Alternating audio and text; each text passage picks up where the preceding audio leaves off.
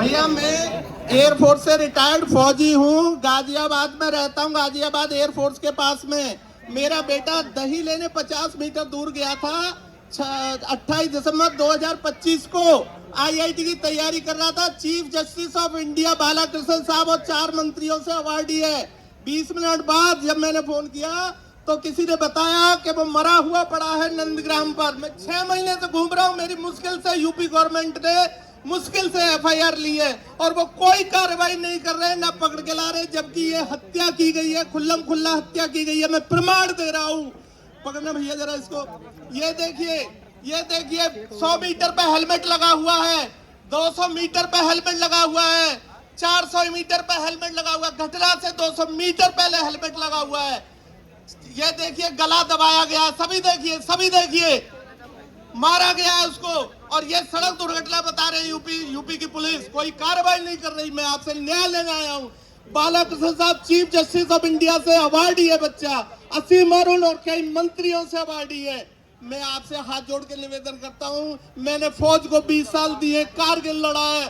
मेरे भाइयों मुझे न्याय दिलाओ, मेरे बेटे को न्याय दिला दो। मैं हाथ जोड़ रहा हूँ। अरे इंस्टाग्राम पे वायरल कर सर, हम आपके साथ खड़े रहेंगे और हम इस मुद्दे को उठाएंगे। आपने इस देश की सेवा की, आप इस देश के लिए खड़े रहे। अब हमारी जिम्मेदारी आपके साथ खड़ा रहना सर। हमसे जो भी होगा वो हम आपके लिए करेंगे सर, ये मेरा प्रॉमिस है सर।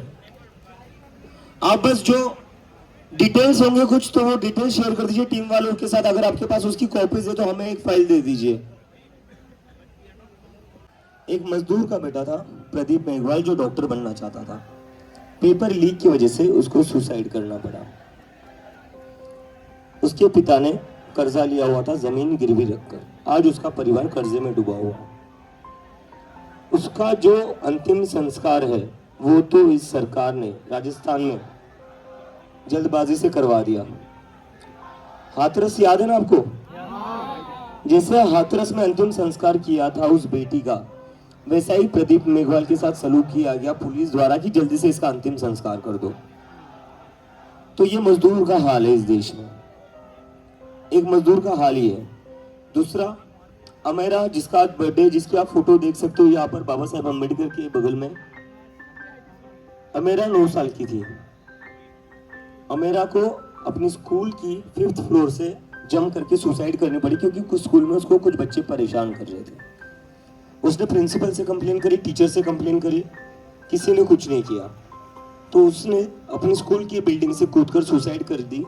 उसके बाद जो पहली चीज करी स्कूल ने वो ये कि स्कूल का गेट बंद कर दिया और अंदर फिनाइल से उसका जो ब्लड गिरा हुआ था उसको साफ कर दिया ताकि कोई निशान ना मिले। अब आते हैं अमेरा के माता पिता पर। अमेरा के माता पिता गवर्नमेंट जॉब करते थे, 1.5 लाख का टैक्स देते थे सरकार को। पिछले 8 महीने से वो लोग जस्टिस के लिए भीख मांग रहे हैं। आज सुबह भी यहाँ पर आए थे वो, और एक ही चीज कह रहे थे, हमारी बेटी को न्याय दो। तो एक मजदूर भी न्याय मांग रहा है अपने बेटे के लिए। जो सरकारी अफसर है वो भी न्याय मांग रहा है अपनी बेटी के लिए। और अभी हमने देखा है हमारी जो एयरफोर्स के सर है, एयरफोर्स के पर्सनल है, वो भी न्याय मांग रहे हैं अपने बेटे के लिए। तो जिस सरकार की इतनी अंधभक्ति होती है, जिन लोगों के पीछे इतना हुजूम चल रहा है, वो किस लिए हो रहा है? अगर हमारे बेटे ही सेफ नहीं है तो। और जब उनके साथ कुछ हो जाता है तो ऐसे न्याय के लिए भीख मांगनी पड़ रही है। मतलब इन्होंने देश की सेवा करी है, इन्होंने क्या कुछ नहीं किया होगा देश के लिए। और सिर्फ इन्होंने नहीं, अमेरा के माता पिता भी तो सरकारी अफसर है, वो भी तो देश की सेवा ही कर रहे थे। प्रदीप के पिता मजदूर थे, वो भी तो देश की सेवा ही कर रहे हैं। मजदूर भी तो देश की सेवा ही करता है ना। मजदूर भी देश की वैसी सेवा करता है जैसे कि एयरफोर्स का इंसान करता है, जैसा एक सरकारी अफसर करता है। कोई फर्क नहीं है इसमें, खाली टाइटल का फर्क है। लेकिन सारे लोग देश को आगे बढ़ाने का ही काम करते हैं, देश को सुरक्षित रखने का ही काम करते हैं ना।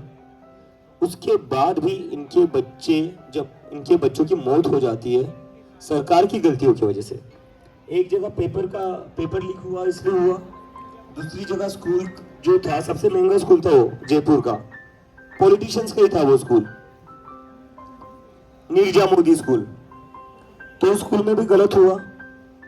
अब ये सर जो है जिन्होंने एयरफोर्स में सर्व करा, उनके बेटे की भी हत्या कर दी। इसका भी कोई क्राइम से रिलेशन है? ये तो सीधा सरकार के अंडर ही आता है क्राइम कंट्रोल करना। तो हम लोग क्यों इनको बार बार चुनकर भेजते?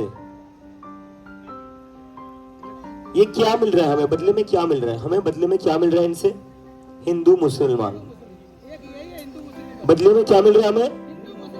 हिंदू मुसलमान। हम सरकार को वोट किस चीज के लिए देते हैं? ताकि हमारे बच्चों की शिक्षा अच्छी हो। हम सरकार को वोट क्यों देते? ताकि हमें जॉब मिले। सरकार को वोट क्यों देते हम? ताकि हमें हेल्थ फैसिलिटीज अच्छी मिले, सड़क अच्छी मिले, ट्रांसपोर्ट अच्छा मिले, अपॉर्चुनिटीज अच्छी मिले, हवा साफ मिले, पानी साफ मिले। क्या हमें ये मिल रहा है? नहीं मिल रहा है। मिल रहा है हमें?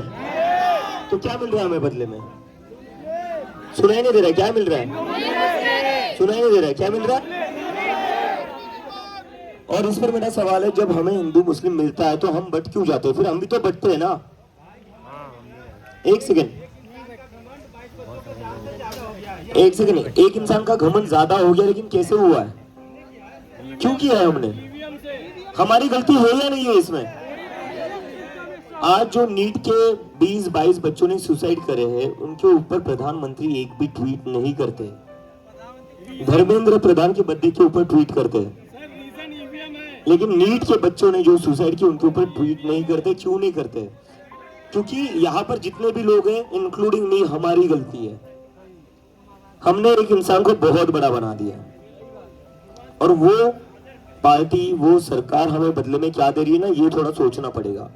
इन लोगों ने हमारा बहुत ही सिस्टमैटिकली ब्रेन वॉश कर दिया है। करा क्या है? हमसे एज ए सिटीजन सोचने की एबिलिटी छीन ली है, और हमें क्या कर दिया? हमें फिट कर दिया दो ग्रुप्स में। एक हो गया हिंदू वाला, एक हो गया मुस्लिम वाला। तो हम सोच कैसे रहे? जो हिंदू है वो एज ए सिटीजन नहीं सोचेगा, वो बस एज ए हिंदू सोचेगा। जो मुसलमान है वो क्या सोचेगा? एज ए मुस्लिम सोचेगा, एज ए सिटीजन नहीं सोचेगा। हिंदू मुस्लिम करके इन्होंने हमें डिवाइड कर दिया है, और हमें एज ए सिटीजन सोचने की हमारी जो एबिलिटी है, वो एबिलिटी को बहुत ही सिस्टमैटिकली खत्म कर दिया है। तो इसलिए हमारे मुद्दे क्या होते हैं? हमारे मुद्दे ये होते हैं कि मंदिर कहाँ पर है, मंदिर कहाँ बनना चाहिए। हमारे मुद्दे है कि यहाँ पहले मंदिर था या मस्जिद था। मेरा किसी धर्म के खिलाफ नहीं है, सारे धर्म अच्छे, मैं किसी धर्म के खिलाफ नहीं हूं, लेकिन धर्म राजनीतिक मुद्दा नहीं होना चाहिए, ऐसा मेरा मानना है।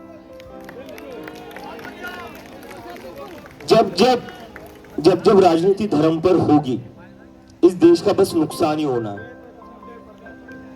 तो सरकार को कोसने से नहीं चलेगा दोस्तों, मैं अभी बता रहा हूं, सरकार को कोसने से नहीं चलेगा। कहीं ना गलती हमारी है, और हमने ये होने दिया। आज भी आप में से कितने लोग, कोई भी न्यूज पढ़ते होंगे, आपका पहला रिएक्शन वही आता होगा, जो ये लोग भड़काना चाहते हो, आप भड़क जाते हो, ये आपकी गलती है।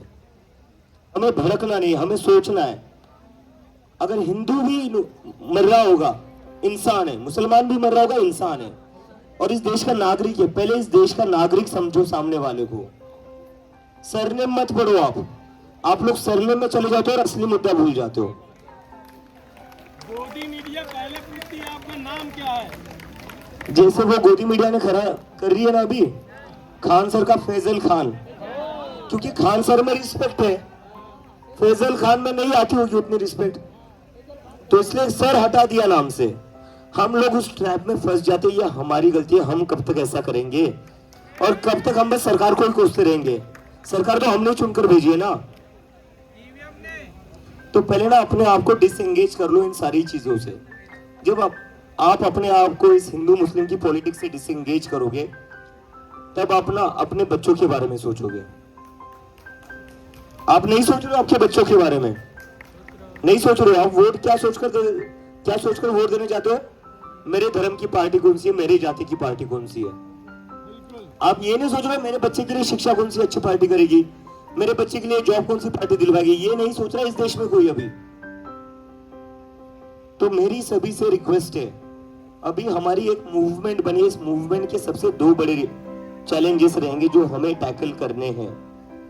अभी धर्मेंद्र प्रधान का इस्तीफा तो ठीक है, ऐसे बहुत सारे इश्यूज आएंगे जिस पर हम काम करेंगे, लेकिन दो बड़ी चीजें, एक इंसान को कभी भी इंस्टीट्यूशन से या मुद्दे से बड़ा नहीं बनने देना है, और दूसरा कभी भी कम्युनल पॉलिटिक्स में एंगेज नहीं करना है। जहां कम्युनल पॉलिटिक्स में एंगेज होंगे देश आगे नहीं बढ़ेगा। ये देश तभी आगे बढ़ सकता है जब हम लोग सब साथ में रहें। इसका सबसे बेस्ट एग्जांपल है इंडिपेंडेंस मूवमेंट। जब सारे लोग एक साथ आए थे तब अंग्रेज भागे थे। तो जो भी लोग बांट रहे हैं, जो भी लोग हमें बांटना चाहते हैं, उन लोगों का आपको बॉयकॉट करना है। बिना बॉयकॉट किए बात नहीं होगी। कौन सी भी पार्टी हो, एक ही पार्टी नहीं जो धर्म की राजनीति करती है, कोई एक पार्टी नहीं है जो जाति की राजनीति करती है। तो मैं समझता हूं आपका गुस्सा है सरकार पर, बहुत है, मेरा भी है, लेकिन बस कोसने से नहीं चलेगा, हमें भी बदलना पड़ेगा, तभी हम देश बदल पाएंगे। पहले हमें बदलना पड़ेगा, ठीक है? तो भारत माता की, भारत माता की, इनकलाब, इनकलाब, वंदे, वंदे। और एक चीज, प्रोटेस्ट का 9वां दिन है, बहुत सारे लोग कह रहे थे सोशल मीडिया का ट्रेंड है, लोग नहीं आएंगे। 9 दिन से लोग यहाँ सड़कों पर है, तपती धूप में, बारिश में, बरसात में, आंधी में। तो एक नारा लगा दे।